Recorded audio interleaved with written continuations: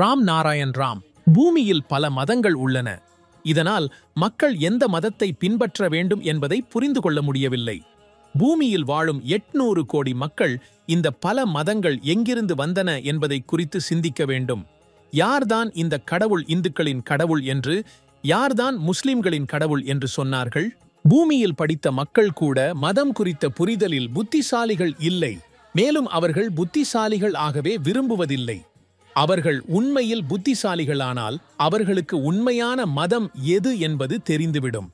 மனிதன் மிகவும் எளிதில் யாருடைய பாதையில் வேண்டுமானாலும் செல்லக்கூடியவர்.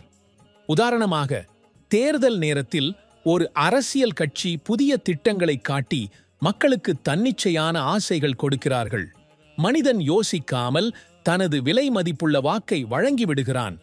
ஆனால் வாக்களிக்கு முன் எந்த கட்சி உண்மையில் மக்களின் எதிர்பார்ப்புகளுக்கு ஏற்ப செயல்படும் என்பதை யோசிக்க வேண்டும். ஒவ்வொரு மனிதனுடைய உடலும் 5 தன்மைகள் கொண்டு உருவாக்கப்பட்டுள்ளது. ஆகாயம், நீர், காற்று, அக்னி மற்றும் பூமி. இந்த 5 தன்மைகளில் பூமியில் பிறந்த மனிதன் இதிலேயே வாழ்கிறான். பூமியில் கல்வி, மதம், அரசியலமைப்பு போன்ற அனைத்தும் மனிதனால் உருவாக்கப்பட்டவை. ஜாதிவாதம் என்றால் என்ன? பூமியில் எல்லாரும் மனிதராகவே பிறக்கிறார்கள். எல்லோருடைய இரத்தத்தின் நிறமும் சிவப்பே. இருந்தும் மக்கள் ஒருவரை ஒருவர் பேதமிடுகிறார்கள். ஜாதியின் பேரில் மக்களை முட்டாளாக்குகிறார்கள். மதத்தின் பேரில் மக்களை பிளக்கிறார்கள். மக்கள் விழிப்புணர்வுடன் இருக்க வேண்டும்.